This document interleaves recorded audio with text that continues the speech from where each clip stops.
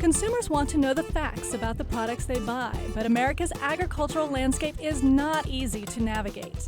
Between different companies, scientific advancement, government regulations, advertisement campaigns, and an unhealthy amount of myth and misconception, anyone would be hard-pressed to make sense of it. That's where Real Ag comes in. Kyle Bauer and the Real Ag crew bring you truthful, unbiased information about real agricultural concerns. From the producers who make your food, to the store where you buy the final product, and everything in between. This is Real Ag. Now, here's your host, Kyle Bauer. We all know the image of the old biplane dusting a cornfield, but aerial farm technology has come a long way. Aerial tech is our topic today on Real Ag. Production of Real Ag is made possible by Servitech has been helping producers across the Midwest make the planet more productive since 1975. We are proud sponsors of Real Ag, helping tell the story of how your food makes it to your plate. The Kansas Soybean Commission, the Soybean Checkoff, progress powered by farmers. What is an unmanned aerial vehicle? The two primary styles of unmanned aerial vehicle you're seeing in agriculture right now are the quadcopter, which is probably what most people are going to be seeing on the news. That's the little 2 foot by 2 foot helicopter with 4 different rotors on it. And then you also have a fixed wing. They basically operate under the same idea though. What you do is you're going to program GPS coordinates into whatever software either of those may have. And it's going to fly a preset flight pattern and then return to wherever you want it to. For the quadcopter, what will happen is basically it'll take off, get to the altitude you want, it'll usually hover there, and then you'll see it hit the different spots and then return. With the fixed wing, usually you'll see a person, they'll either have a launcher or they'll just throw it. You'll see that a lot of times. They'll just grab it and throw it up into the air, and it'll do something similar. Now, it can't hover, obviously. So what it'll do is it'll fly in a circle and either gain altitude or lower in altitude to get to the area you want it to be at. But what both of those do when they fly those patterns is they're either shooting a steady stream of video or they're taking a series of photographs. Usually what you'll do is those photos will then be geo-referenced. In other words, it'll tell you this is the GPS coordinates of where this photo was taken. You then take that information once you have finished your flight to figure out, okay, this picture's looking at this area of the field, this picture's looking at this area of the field, and then you're able to take those images and put them into one big image to get an overview of what the field looks like. It's really a lot more affordable. The barrier for entrance to get access to these aerial images is super, super low now. I mean, you're looking at, you could probably a producer could pay for one of these quadcopters or one of these fixed wing UAVs in 2 or 3 usages of unique aerial photography from a plane. That's assuming, obviously, again, the grower or the agronomist has gone out and hired the plane themselves and said, okay, we want to take a picture of this field. The advantage also is being able to keep track of a progress of a field and also the amount or how often you can go back into that field. With satellite photography or with photography coming from an airplane, you're beholden to the schedule of that particular operator. Do they have time to get out and take this photo? Do they have time to devote to, gas up the plane, make sure they have runway time, get out, get the photo, come back? With these, you go in, you have permission for the grower, and you go up, you take it up, you're out there maybe an hour to get the images you need, and you bring it back down. And so that's why you're really seeing this increase in discussion is just sheer cost savings. And the ability that you can also then own the equipment yourself, and you're not, again, beholden to someone else's schedule and equipment requirements. One thing we say, there's probably never going to be a complete replacement for that boots in the field looking at what's going on. But the difference of what you can see from up above from what you can see while you're walking the field is tremendous. One of the best examples we've ever given is there's a picture that you're looking out on the edge of a field, and from the ground level, from just eye to eye looking out at the field, it looks like a really nice field. It looks like the plants have come up evenly. Well, you take it up, you take the aerial photo of that same field, and all of a sudden, 2 rows over from where you were standing, there's a dead patch, where it's just completely dead, and you would have missed that. One of the applications we've started to see use of is almost as a pre-scout. In the past, you would go out, you'd pull your truck up to the edge of the field, you'd go out, you'd walk the field. What's the plant health look like? Are we struggling with pests? Well, now what you can do is, because we use a quadcopter here at Servitech, and what the advantage, like I say, of the quadcopter is you can take it up and you can hover. And it also offers a live feedback to a monitor we have. So what our agronomists can do is they can take this quadcopter, fly it up, and look, here's what I'm seeing out in the field, here's the stress areas, and they know immediately they can walk out to that area and look. To know these are the areas we're going to have the biggest issues. So it's a time saver for them too. They're not walking a field and just hoping that they come across a major issue that they may be facing. One of the best keys, or one of the best pieces of information and tools that a farmer can have in their belt is knowledge of what's happening in their field. Just like any other job that you're going to work at, you want to have some sort of parameters for success. If you're working in communications, it's, is this marketing plan working well? If you're a doctor, it's, are my patients getting better? Is their health improving? It's the same way when it comes to farmers. They want to make sure that what's going on in their field, they have more control over. Because the more control the more control you can have over it, the better your end results are going to be. And so, eyes on the field, again, are what I say is one of the best tools they can have, because that's going to tell you, are my plants dying? Are they heat stressed? Are they not getting watered enough? Do we have pests that are eating them? Do we have diseases? Do we have all these other things that could be going on out in the field? Having that knowledge lets you have a greater control over how and to what level those are affected. One of the most interesting things in my mind about agriculture is it's so dependent on factors that are out of the farmer's control. I mean, it's the amount of sunlight, the amount of rain, the weather, all of this has an impact on what goes out in the field. Really what you're doing as a farmer is you're doing your best to minimize the negative impacts that has on your field. Well, if you have that information in your hand of what's happened out there, that then gives you steps to take to move towards fixing those. And then that ties into having that knowledge is also one of the things you're seeing more and more producers being more precise about the inputs they're putting in on their field. Even from just a pure economic standpoint. In the past it was this idea of you go out and you put anything on there. More's better than less.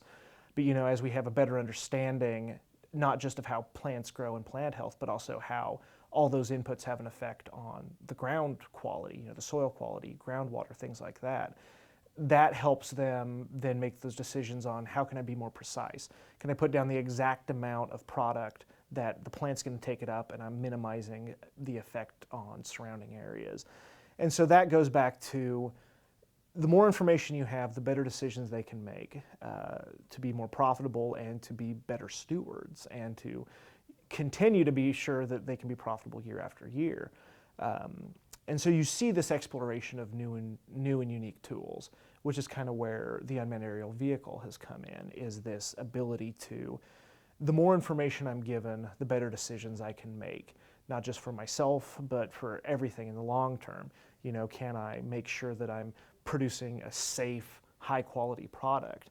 I think no matter what area of agriculture you may be in, that's what people are looking for. They're going to say that's their end goal. Is, obviously it's a business, but by the same token, you want to make sure it's a safe, high quality product and they're fulfilling their purpose of feeding and clothing the world. We've talked a little bit, mostly kind of about the crop application of it. One thing that struck me is how the ingenious way some of these people have been using unmanned aerial vehicles in different ways, other than taking aerial imagery or just saying, okay, here's what my crops look like. We have a client that we've spoken with who bought one for himself. He uses it to figure out where his cattle are out on the range. He'll take it up and he'll basically just fly around the range, again, getting that live feedback, saying, okay, now I know in general where my cattle are, I can now go out and bring them back. We've also used it, there was a producer out in western Kansas that was having issues with water pressure in their irrigation sprinkler. And rather than go out and walk every single piece to figure out where the issue was, we were able to take the UAV up and just send it down the line and check each of the little areas and finally figure out, oh, here's where the issue is. And you can walk straight out to adjust that. Why is having information about fields and crops important? On an annual basis, we use aerial imagery maps for many different things. To start off, we try to find problem spots in fields so that when we go to take a soil sample, we know, areas of the field that may be a problem area. So we sample those separately versus the better areas of field to get a better representation of the field as far as fertility and helping to know what spots of the field are going to grow the crop better. Yield maps are generated during the harvest period, several different crops. It doesn't matter what the crop is. As the combine goes through the field, most of the newer machinery is going to collect the data as far as the yield going through, and then once you're done with the field, you can download that data to a computer to be able to analyze the data as far as what happened across the field. As far as obtaining yield maps from a combine, what happens is as the combine is going through the field, it is collecting data from individual points throughout the field, many different data samples to basically come back and correlate the yield in the end, and it's going to map the whole field, but you'll be able to see the variability, within small acreages of parts of the field. You'll know your highs and lows and see the difference just between the yield, even within less than an acre. You'll be able to see that difference, between your yield. In crop does not matter what crop it is. Corn's one that a lot of people are going to yield map just to see because that's the main cash crop for a lot of producers. But we'll analyze yield maps for wheat, soybeans, corn, about any different crop you can yield map. Once we're finished with the yield map, a lot of times we'll take that to the producer and show them the different areas of the field, where the high yield was, where the low yield was, and then we'll discuss why may we have seen the high yield in this area versus the low area in this, or the low yield in this area, and then come back and correlate it. Is it something that happened 30, 40 years ago, or is it something that we did this year as far as an issue with fertility or something like that? Using the yield map, we'll go out, collect different soil samples. We can either do zone sampling, which we sample the good areas of the field versus the bad areas of the field going off of that yield map, or we can do grid samples where we're taking soil samples basically every 2.5 acres to try to pinpoint those areas a little bit more.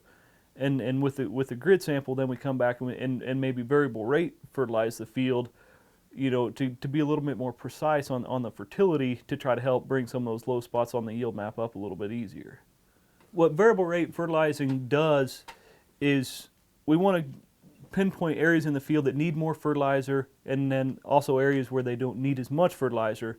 And with technology today, we can do that through an automated system where the controller basically puts on the fertilizer where it needs, the amount that it needs, whether it be high or low. It's already there for the producer. One of the reasons that we use the variable rate fertilizer technology is to help producers to put the fertilizer where they need it, whether if it be more fertilizer in some areas or less fertilizer in other areas. And the end goal is to try to save a little bit of the cost to the producer, but at the same token we may not save cost, but we're putting the fertilizer where we need it as far as the right rate. With soil samples, we may be able to help save a little bit of cost as far as fertility. Through the growing season, we try to make timely recommendations on the pesticides so that you don't have weed competition take some of your yield away, or you don't have insect pressure take some of your yield away. That's one of the benefits of timely applications is you don't hurt the yield if you're timely with your application. As far as the water scheduling, if you overpump, it may cost you $1,000 just to run an extra pass of water. Those are the things that we try to save a little bit here and there, and then in the grand scheme of things, the overall savings is considerable. What is an aerial applicator? Several terms that are used to describe aerial application. Obviously, probably the one that's most common is going to be just crop duster. Crop duster dates back to the origins of our industry. where the main products were essentially a dry product that were dusted out of the plane. And it's gradually evolved over the years into more than just a dry powder. They either can be dry products or liquid products, which is predominantly what we do in our area, is predominantly all liquid work. Some of the benefits of aerial application are being able to cover large amounts of acres quickly compared to other methods of application. It's not uncommon for a larger ag plane to be able to cover 2,500 to 3,000 acres on a good day, weather permitting. With a ground application, generally 800 to 1,000 acres a day is a pretty good amount of acres to get across. So we're able to do more quickly, more timely, and in situations where we do have like an insect outbreak, and we need to get across stuff fairly quickly to minimize damage and potential crop loss and economic loss to the grower. We're able to get that done a lot quicker with airplanes. Generally, the airplane is used in environments where we're trying to avoid tracks, or in situations where we can't drive across the area to be treated. Obviously, pastures, brushy areas can't be driven through, so there's a lot of aerial work done there.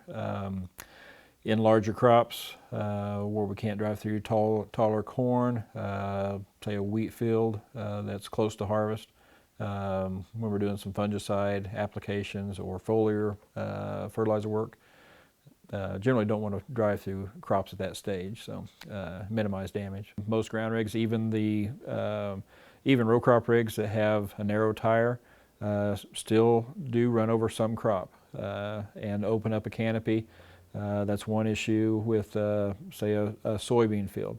If you drive across the soybeans with a ground rig, you knock down the crop, you open up the canopy, and you can have more weed growth develop in those areas. If we're able to not disturb the crop canopy, sometimes it can eliminate another herbicide application to the field, which is good for the economics of the grower, but at the same time it's less product that is applied to the environment. Most of the pasture and rangeland in Kansas is pasture and rangeland because it's too rough and too steep for agriculture, for cultivated ground, for production. It's better just kept the way it is. However, we do have weed problems and brush problems that develop there, and with the airplane being able to maneuver over those obstacles, over trees, over the hills, through across ravines and draws, it makes a lot more practical application method than trying to maneuver a ground rig. Airplanes in Kansas and across the country can be used for fertilizing, either dry products or liquid products.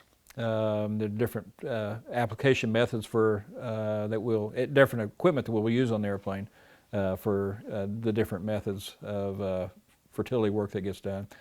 Other work would include pesticides. Pesticides is a broad term that includes herbicides, insecticides, fungicides, and those three, fungicide work would be the thing we do the most in this area. Next would probably be in insecticide work. We do some herbicide work, but predominantly it'd be the fungicide and the insecticide in our area. We generally are very reactive to what's happening during the growing season.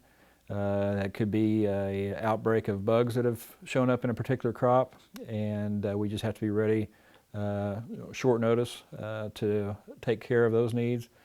Generally what happens, a grower will, either through his crop consultant or something he's discovered in the field, will decide that something needs to be done. Sometimes we'll go out and look at it, give our recommendations if nobody else has given a recommendation as far as how to take care of the problem in the field. And anyway, we'll decide what needs to be done, when it needs to be done, what products to use, and that process usually just takes place within a few days. But as far as an insect outbreak, a disease outbreak, something like that, it usually develops fairly quickly. It could be within just 2 or 3 days. We can be going from doing very little to have quite a bit to do. and within 7 to 10 days, it can be completely over. So we have to be ready for about anything throughout the growing season. There's very little predictability. You kind of know when different pests might show up or different diseases might show up, but that doesn't mean they're going to. And you just kind of have to be ready for them, and sometimes they develop, sometimes they don't. So, weather is a major driving factor or a major force that we deal with in aerial application. We're always working around the wind conditions that we have. The wind always blows in Kansas, it seems like, so we don't wind up with that many days where we can work all day long. So we tend to start out early in the morning, catch weather conditions when the wind's not blowing near as hard, maybe some loads in the evening when the wind drops off. There are days we can fly all day, but again, the wind usually has a habit of blowing routinely in Kansas. And then we also have to deal with rain. Rain can create work if there's herbicide or ground applications that are needing to be done, and it rains overnight. We can be busy for the next 7 to 10 days doing work that would normally go to a ground rig. And again, it's unplanned applications for us, but we just have to be ready to react. What sort of training is required for operators? There is a lot of training involved with aerial applicators before they ever become a spray pilot. We're talking hundreds of hours that are involved for training and certification and getting comfortable with the equipment and getting comfortable with the products that are being applied. To do an aerial application, a pilot has to have a commercial pilot's license issued by the Federal Aviation Administration. That license requires extensive training over and beyond what a normal private pilot would have to have. Also, for aerial application, we have to be licensed with the state of Kansas, and requires a 1A applicators. Is just the terminology they put on that. But the Kansas Department of Agriculture requires a 1A applicators license to do aerial application work in the state of Kansas. Every label for every product does show or does explain the required amount of time between application and when personnel can, whether it be a person or whether it be a producer or workers, can re-enter a field. The re-entry times on products that are used now have been greatly reduced from where they were 15, 20 years ago, just because of the safety and the registration of newer, higher tech products. What is the future of aerial technologies in agriculture? The running joke for a long time has been, just with desktop computers or laptops, it's obsolete by the time it's taken out of the box. The level of development in technology in agriculture, particularly with the use of unmanned aerial vehicles, is almost to that pace. I'll tell you, we bought our first UAV a little over a year ago, and that same version that we purchased is now half the price. So a year later, the price has dropped by half. Then they've also come out with 2 different generations after that one. And so that's where you see almost the challenge then becomes what's too much information and how to make sure you're utilizing it in the proper way. We're doing a lot of stuff. We can take harvest maps. We've talked about building the different zones off a harvest map, and then we'll take a grid sample map and we'll overlay that map. And like I said, that kind of helps pinpoint some of the trouble spots, but yet does it alleviate all the problems? No. There's always spots in fields that no matter what you do, it seems like you can't correct that problem. That's some of the mapping that we do with the newer technology, the aerial imagery, from using the unmanned aerial systems. That's one of the things that we're trying to get into a little bit. We're still new to it, but at the same time, everybody's wondering, how far we can go with that technology. I think it offers a lot of possibilities as far as what we can use with real-time data throughout the field. I think that system is going to help us use, as far as the scouting, it's going to help our individual consultants be able to pick out problem areas of the field a little bit quicker and know how to get to that spot where they can see the aerial imagery in real time. That wraps up this episode of Real Ag. Remember, you can see every episode of this series by going to smokyhillstv.org. Until next time, I'm Kyle Bauer, and this has been Real Ag. Production of Real Ag is made possible by Servitech has been helping producers across the Midwest make the planet more productive since 1975. We are proud sponsors of Real Ag, helping tell the story of how your food makes it to your plate. The Kansas Soybean Commission, the Soybean Checkoff, progress powered by farmers.